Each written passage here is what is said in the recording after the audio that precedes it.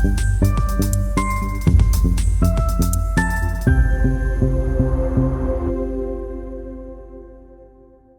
welcome back to my channel. My name is Tia King and I'm still recording from the same London Airbnb. I'm probably already on the road or in a different country by now, but I decided to record a few videos from here because I don't get to take my ring light with me and I don't always get this beautiful natural sunlight, and I also don't get the chance to just go somewhere where it's relatively quiet and just record. So anyway, recording a few videos from here, and by the time you're watching this, I'm probably in some other parts of Europe, and I'm hoping that this new mic that I purchased is still working and doing its job when it comes to noise cancellation. It's not too far, so please just let me know in a comment how, if you've been following me and you've been watching my previous videos and this one, if you can hear any improvement compared to my old videos.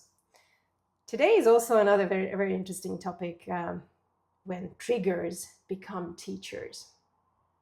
What if every frustrating encounter, every uncomfortable word or action from another person wasn't there to harm us, but to heal us?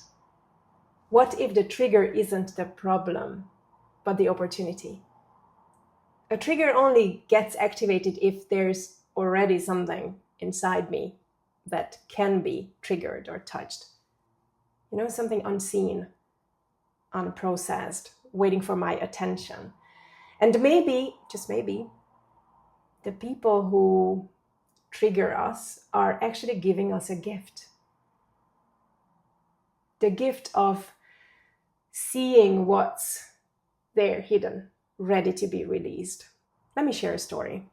Told you in the previous video that we spent last few weeks in Vegas, and we went to Lake Las Vegas with a friend, and parking was tight, and we noticed someone was about to leave, and then we rushed there and we waited to take their spot, but someone else pulled in first, and then the woman who took the space kindly just said to us that she would leave in 10 minutes. So we just found another temporary spot and just waited. And just a few moments later, unexpectedly, another spot opened up, and we decided to park there, obviously, because that was a spot opening up for us. And that's when it happened. A woman behind us in a big red car began honking aggressively. We were kind of confused, all three of us. And I actually walked up to her gently, and I went to reassure her, and I told her that there's another space that's opening up soon. And to my surprise, she got aggressive. She was calling us rude and accusing us of stealing her space. And I was like, But then moments later, her husband also joined in. He walked over from another spot, and then he was loud and intimidating, stepping very close to my boyfriend. Back in Europe, maybe I would have defended myself in a different way, would have tried to reason with him. But we were in the US, okay? And I don't want to risk any escalation, especially knowing that conflicts in the US, I think, can spiral dangerously. Sometimes people respond in a different way. People have guns and all that. Also, my boyfriend was the only black person around, and his safety mattered more than proving a point or convincing them that, hey, we were there first. So anyway, we just walked away. But the experience, the energy stayed with me, and I hate conflicts.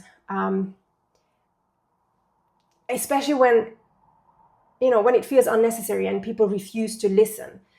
And I could feel the tension in my body long after the incident. And yet, as uncomfortable as it was, that moment taught me something.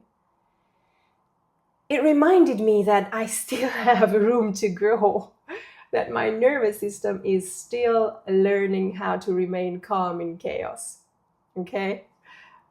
It showed me that I still react, even if not externally, but definitely inside me. And my boyfriend said something that stuck with me. He said, I used to let things like this get to me, but now I don't give people that kind of power anymore.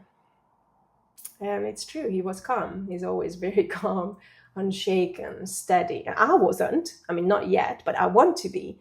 And I know it's possible.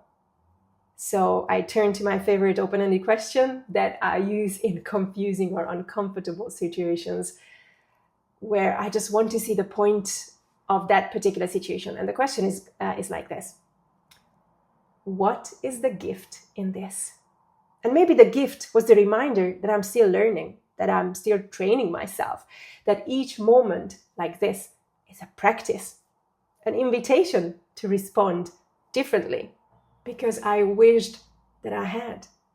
I wished I had responded, not with stress and becoming defensive, but responded with grace, you know?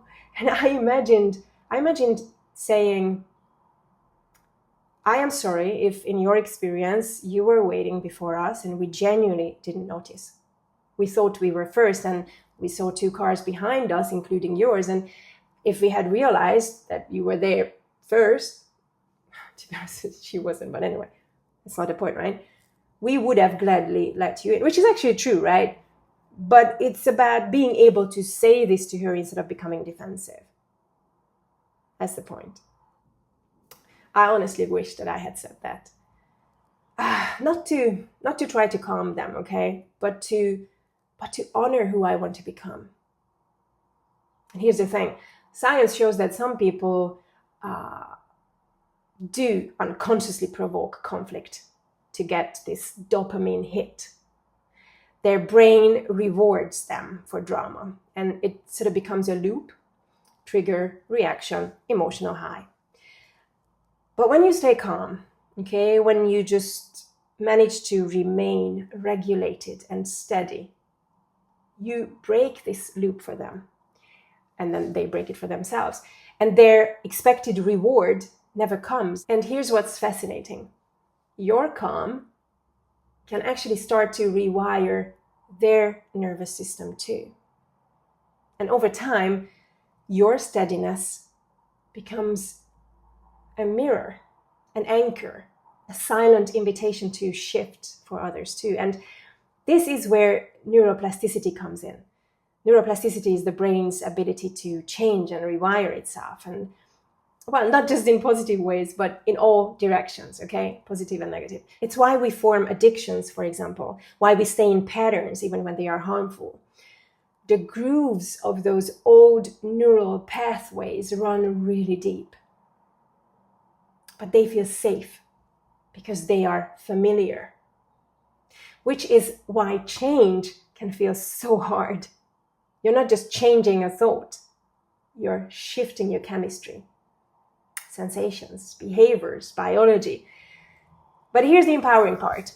Each time you manage to just pause, each time you breathe instead of reacting, each time you imagine a new way of responding, you are literally building new pathways.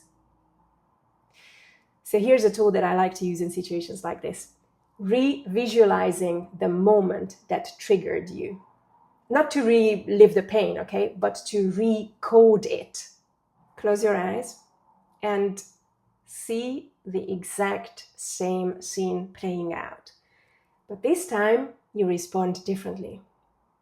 You are calm, grounded, clear, and you say what you wish you had said with compassion and clarity. Maybe actually say it out loud. Let your body feel what that would have felt like. Let that version of you imprint something new in your nervous system. Because this is how we rewire, okay? This is how we teach our brain, our body, what's possible. And the more we practice this, the easier it becomes to respond that way in real life as well.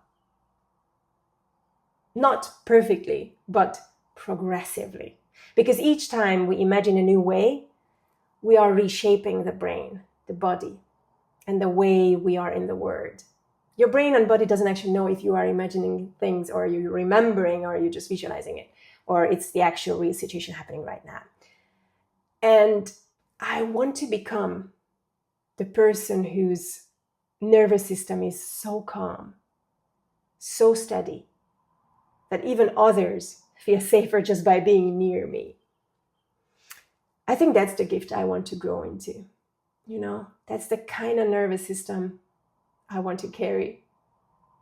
One that heals by simply being. And what about you? What would shift in your life if you began to see your triggers as teachers, and if you began to practice the response you want as many times as you need until it becomes your new way of being? Now let me know in the comment section. I'd love to know, what's one trigger you'd love to respond to differently next time? And what would that ideal response sound like? Because it is possible, I truly believe. I know it's possible. You are literally wired for change, and each trigger is training. Like, share, and subscribe for more. Hope to see you around. Take care. Bye-bye.